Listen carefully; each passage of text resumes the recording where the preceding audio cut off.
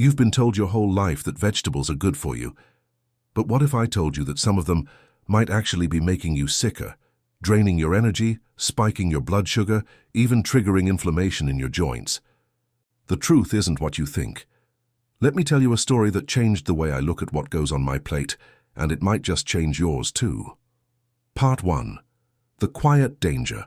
Why not all vegetables are created equal. You've heard it all. Before, eat more vegetables. And there's truth to that. Vegetables are rich in fiber, antioxidants and nutrients that keep the body young and the heart strong. But the problem is the advice stops there. No one tells you which vegetables actually work against your body as it ages.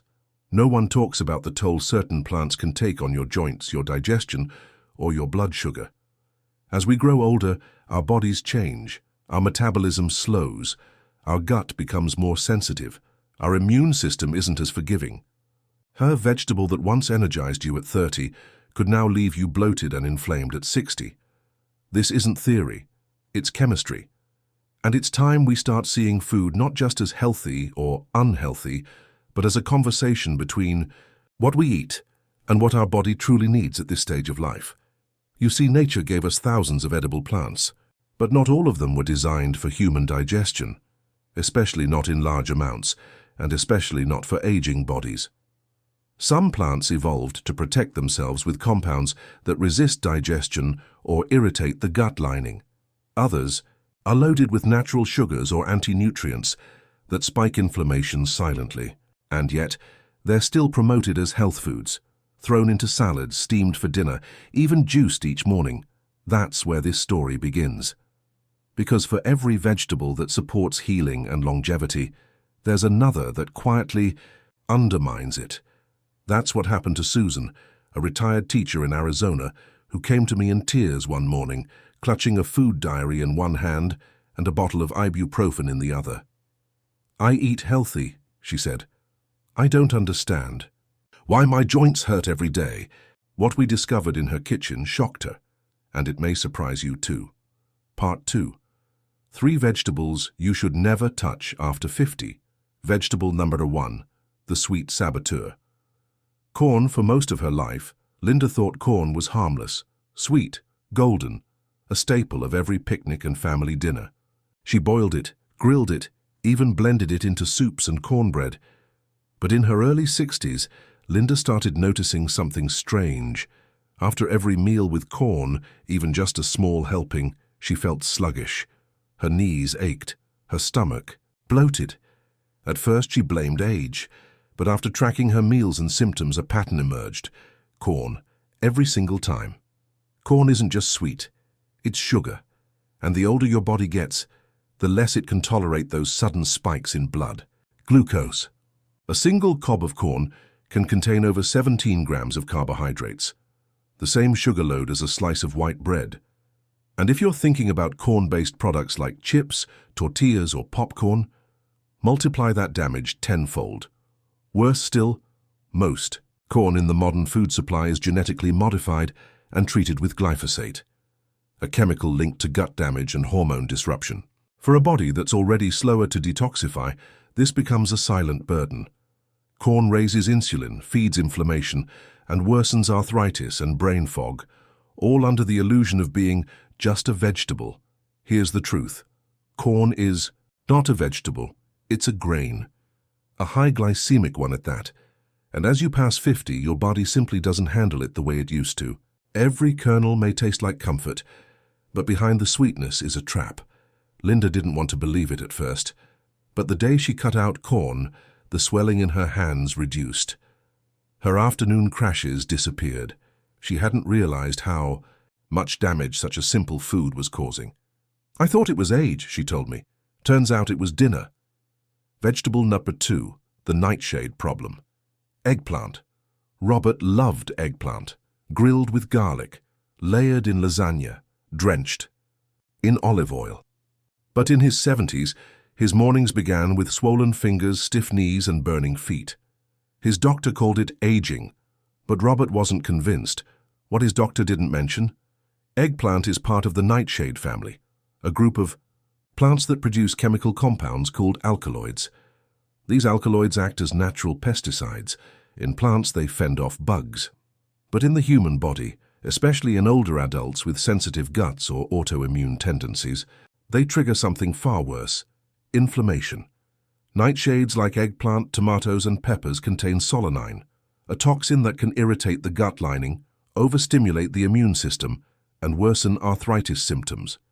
Studies have shown that people with joint issues, chronic pain, or irritable bowel conditions often see significant improvement when they remove nightshades from their diet. Robert had no idea. But once he stopped eating eggplant, along with tomatoes and bell peppers, his symptoms lightened. It was like turning down the volume on the pain, he said. Not gone, but finally quiet enough for me to think. The takeaway: eggplant isn't bad for everyone. But if you're over 50 and struggling with stiffness, mystery aches, or autoimmune flares, removing nightshades could be the missing piece of your puzzle. Vegetable number 3. The healthy gut destroyer. Kale superfood. That's the word they use for kale, and for good reason. It's packed with vitamins, minerals, and antioxidants. But for Lisa, kale was slowly wrecking her digestion. She added it to every smoothie, cooked it into soups, tossed it in olive oil for crispy chips. But the more she ate, the worse she felt. Constipation, gas, bloating, and worst of all, fatigue. It didn't make sense until we looked deeper. Here's what most people don't realize. Kale, along with spinach and Swiss chard, is very high in oxalates, naturally occurring compounds that bind to calcium and form crystals in the body. In small amounts, oxalates aren't a problem. But in older adults, especially those prone to kidney stones, arthritis, or poor gut health, high oxalate intake can trigger inflammation, joint pain, and digestive distress. Kale also contains goitrogens, compounds that can interfere with thyroid function, especially when eaten raw in large quantities. For people with underactive thyroid or sluggish metabolism, both common after age 50, this makes kale more harmful than helpful. Lisa didn't understand at first. I was doing everything right, she said. Green smoothies every morning, raw salads every night, and I was getting sicker. After replacing kale with low-oxalate greens like arugula and cooked cabbage, her digestion calmed, her energy returned, and the fog in her mind began to lift. The bottom line? Kale may be a health food for some, but for aging bodies it often does more harm than good when consumed raw daily and in large portions. Part 3. 3 vegetables you must eat every week. These aren't just good for you. They're essential allies in your fight against pain, fatigue, heart trouble, and memory decline. Vegetable number 1. The silent inflammation fighter, cabbage. There's a reason cabbage has been at the heart of traditional diets for generations. From sauerkraut in Germany to kimchi in Korea, from stews in Ireland to stir-fries in Vietnam. It's not just cheap, it's wise. Cabbage doesn't boast loudly, like kale. It doesn't trend on social media or feature in green juice cleanses, but inside each humble, crunchy leaf lies one of the most powerful natural anti-inflammatories on earth.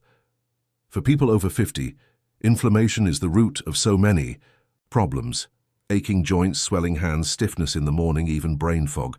And cabbage fights it quietly, efficiently, without fanfare. It contains a compound called sulforaphane, a natural plant chemical that turns off the fire alarms in the body's inflammatory system. And unlike spinach or kale, cabbage is low in oxalates, meaning it's gentle on the kidneys and easy to digest. But that's not all. Cabbage supports your gut microbiome, the trillions of bacteria that affect everything from your mood to your immunity, especially when fermented, like in sauerkraut. Cabbage provides beneficial probiotics that heal the gut lining, aid digestion, and even help regulate blood sugar. When I met Daniel, 67, he told me he had given up on eating greens because they always left him bloated. Kale made him gassy, spinach left him constipated. But when he started eating steamed cabbage with olive oil, everything changed. I hadn't felt that light in years, he said. It was like my stomach finally exhaled. Moral of the story: sometimes the best medicine grows in silence. And cabbage has been healing people long before healing was trendy. Vegetable number 2, the artery cleaner. Beets are like the heart's best friend, earthy, vibrant and packed with compounds that clean the inside of your blood vessels like a sponge. What most people don't know is this. As we age, our blood vessels stiffen, our arteries narrow, circulation slows down. That's why our hands and feet feel cold, why we get dizzy when we stand, why energy feels like it just disappears. But beets contain nitrates, natural compounds that the body converts into nitric oxide. This molecule acts like nature's blood pressure medicine. It relaxes the blood vessels, improves circulation, and delivers oxygen more efficiently to the brain, heart, and muscles. In a study from Wake Forest University, older adults who drank beet juice before walking showed increased brain connectivity, like their neural circuits were waking up from sleep. Another study found that just 2 servings of beets per week could reduce blood pressure significantly, without medication. Beets are also rich in betaine, a liver-loving compound that helps detox the body and reduce inflammation. For people over 50, especially those with sluggish digestion, high blood pressure, or early memory loss, beets can be a game changer. Take Grace, for example. At 73, she was sharp but often fatigued. Her doctor called it normal aging, but after adding roasted beets to her lunch 3 times a week, she noticed more mental clarity, more stable energy, and even better sleep. "It's like my heart has more space to breathe," she told me. Beets don't just support your heart, they revive it. Vegetable number 3, the longevity leaf.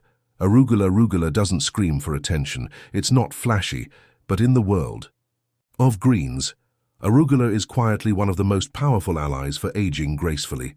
It belongs to the cruciferous family, just like broccoli and Brussels sprouts, but with a lighter footprint. Where others are heavy or bitter, arugula is delicate, peppery, and refreshing, and beneath that gentle taste lies a powerhouse of healing. Arugula is naturally rich in chlorophyll, the green pigment that oxygenates your cells and boosts red blood cell production. It also contains glucosinolates, which are converted into compounds that help the body detox cancer-causing chemicals and protect against DNA damage. But perhaps the most important gift arugula gives us after 50 is digestive ease. It's low in oxalates, low in sugar, and high in magnesium and folate, 2 nutrients that support nerve health, heart rhythm, and cognitive function. I remember Teresa, a 62-year-old artist who told me she avoided all leafy greens because of the bloating they caused. But when I suggested she try a small arugula salad with lemon juice and olive oil before meals, everything changed. "It felt like my gut smiled," she said, "light, clean, and no pain." Arugula isn't just salad filler. It's a leaf that helps you feel younger, 1 meal at a time. Part 4. Why most diet advice fails. The elderly Susan had followed every health trend. She drank green smoothies. She counted calories. She tried low-carb, high-protein, even intermittent fasting. But despite her effort, her energy plummeted. Her joints ached. Her sleep was restless. Her digestion? A mess. "I'm doing everything right," she said, "but my body feels all wrong." She's not alone. If you're over 50 and your body seems to be resisting everything that used to work, it's not your imagination. It's biology. The aging body isn't broken, it's just different.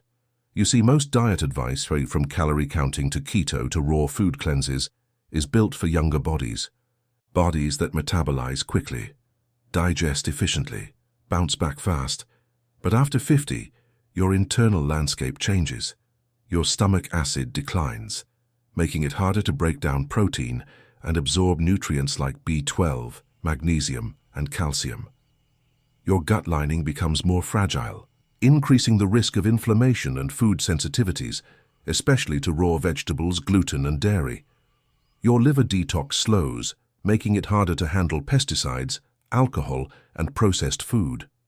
That glass of wine or slice of cake you used to tolerate, now it lingers. Your hormones shift, affecting everything from blood sugar to mood to sleep. Estrogen, testosterone, and growth hormone all decline. And with that drop comes slower metabolism, more belly fat, and a higher risk of insulin resistance. Even your muscle mass decreases, which makes it easier to gain weight, even if you're eating the same amount of food. So why does standard diet advice backfire? Because it doesn't take these changes into account. Raw kale salads, hard to digest and full of oxalates. Fasting too long, spikes cortisol and drains energy in women. Over 50 low-fat diets, starve the hormones that regulate memory and bone strength. High-protein plans, too much protein without enough stomach acid leads to bloating and kidney strain. Even so-called superfoods like chia seeds, quinoa, or avocado can create digestive chaos in older adults when introduced too fast, in the wrong balance, or without supportive gut health. This is why so many elders try what worked for their children and feel worse. What the aging body really needs, it needs gentle nourishment, not dietary punishment. It needs warm, cooked foods, easy to digest, and full of bioavailable nutrients. It needs pro-digestion support, like bitters, bone broth, fermented foods, and herbal teas. It needs healthy fats like olive oil and omega-3s to calm inflammation and feed the brain. And above all, it needs individual respect, because no two aging bodies are exactly alike.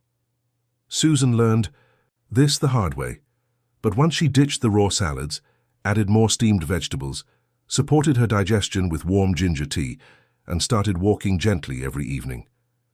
The change was noticeable. "I'm not just eating for weight loss anymore," she said. "I'm eating to feel alive." Final thought. If you're over 50, the goal isn't to diet harder, it's to eat smarter, to understand that your body isn't failing. It's adapting. It's asking for a different kind of care, one that's slower, more thoughtful, more aligned with your season of life. Part 5. The 1-week anti-inflammatory vegetable plan, a simple, nourishing way to soothe your body, support digestion, and feel clearer, lighter, and stronger in just 7 days. By now, you know, not all vegetables are created equal, especially after 50. Some inflame, some heal, and your job is to listen. But what does that actually look like on your plate? Welcome to the 1-week anti-inflammatory vegetable plan, a carefully designed approach to eating for your real body, not your younger self. No extremes, no hunger, no raw juice cleanses, just warm, gently cooked vegetables, prepared in a way that soothes the gut, fights inflammation, and restores vitality. Let's take it day by day. Day 1. Begin with warmth and simplicity. Breakfast. Stewed apples with a pinch of cinnamon, gentle on the gut. Lunch. Steamed cabbage with olive oil, plus soft white rice, plus a boiled egg dinner, roasted. Beets with garlic plus mashed sweet potatoes, plus a small piece of grilled salmon evening tea. Ginger and fennel infusion. Why this matters? Today is about calming the gut and warming the digestion. Steamed and roasted veggies reduce digestive strain. Fats like olive oil support hormone balance and nutrient absorption. Day 2. Build blood flow, ease stiffness. Breakfast. Warm oatmeal with ground flaxseed lunch. Arugula salad, small portion, with lemon juice, plus warm lentil soup dinner. Beet soup, borscht style, plus soft rye bread with avocado evening tea, chamomile with a pinch of turmeric. Why this matters? Beets improve circulation and mental clarity. A little raw arugula added slowly supports liver detox, but we always balance it with cooked elements to ease the gut. Day 3. Support the liver, calm the nerves. Breakfast. Boiled millet porridge with almond butter lunch. Steamed cabbage, plus quinoa, plus warm chicken broth dinner. Roasted carrots, plus sautéed mushrooms, plus arugula pesto on rice noodles evening tea. Lemon balm with honey. Why this matters? Cabbage and arugula gently stimulate liver function and reduce joint pain. Today's meals are low oxalate, high magnesium, and gut soothing. Day 4. Reduce swelling and water retention. Breakfast. Stewed pear with cardamom lunch, roasted beet and cabbage hash, plus a soft-boiled egg dinner, wild rice with steamed broccoli. Small portion. Plus grilled tofu plus miso dressing, evening tea. Dandelion root tea supports kidneys and liver. Why this matters? This day flushes excess fluid while protecting joint cartilage. Beets, broccoli, and dandelion all support natural detoxification pathways. Day 5. Focus on brain and memory. Health breakfast. Scrambled eggs with herbs, plus sautéed spinach, light. Lunch. arugula, plus beet, plus walnut salad with goat cheese, and olive oil dinner, braised cabbage with turmeric, plus mashed lentils, plus roasted garlic evening tea, green tea with lemon, mild, not strong. Why this matters? Today brings in brain-loving nutrients, nitrates, omega-3s, and antioxidants. The combination helps feed focus and slow cognitive decline. Day 6. Digestion reset and gut healing. Breakfast. Plain congee, rice porridge, with cooked apple lunch, steamed carrots and cabbage, plus poached chicken dinner, roasted beet and arugula, bowl with tahini dressing, evening tea, slippery elm bark for gut lining support. Why this matters? Simple meals give the digestive tract a break. Soft, warm and mineral-rich vegetables repair gut tissue and feed the good bacteria. Day 7. Gentle rebalance and reflection. Breakfast. Herbal tea with a small bowl of warm quinoa and stewed berries. Lunch. Cabbage and lentil stew plus a slice of fermented sourdough dinner. Beet and arugula pasta, gluten-free, with lemon zest and olive oil evening tea. Lavender tea with magnesium, optional. Why this matters? The final day brings everything together. Inflammation has cooled, digestion has softened, and clarity has returned. Now we reflect on what the body truly responds to. A gentle note. This plan isn't about perfection. It's about learning to read the quiet signals of your body, the way your joints feel, your mood shifts, your energy hums, your sleep deepens. Even if you follow just 50% of this plan, you'll begin to notice fewer aches, less bloating, clearer skin, calmer nerves, deeper rest. Because after 50, food isn't just fuel, it's medicine or poison, and the line between the two is how well your body can digest it. You're not just eating, you're listening. You've just walked through a journey, not just through vegetables, but through understanding, through honoring the real needs of your body, not the rules written for someone younger, faster, thinner, or trendier. Because, here's the truth, after 50, your body becomes more honest. It speaks more clearly. It tells you what it can and cannot take. It no longer cares about fads or calories or perfection. It only cares about peace, about feeling whole again, about waking up without pain, about walking through your day with calm energy, and lying down at night with the kind of rest that heals. So remember this, you don't need to eat everything you're told is healthy. You just need to eat what your body receives as healing. If cabbage soothes your belly, trust that. If arugula sharpens your focus, embrace that. If raw kale bloats and hurts, it's okay to leave it behind. Food should never feel like punishment. It should feel like coming home. What's next? Take what you've learned. Try one new vegetable this week. Slowly, warmly, consciously. Notice what shifts. Trust your body's signals, and above all, stay curious. Stay kind to yourself. Stay listening. Because this next chapter of life, it's not about shrinking, it's about deepening, about coming into alignment, about giving yourself the gift of health, not as a goal, but as a rhythm. Thank you for walking this path with me.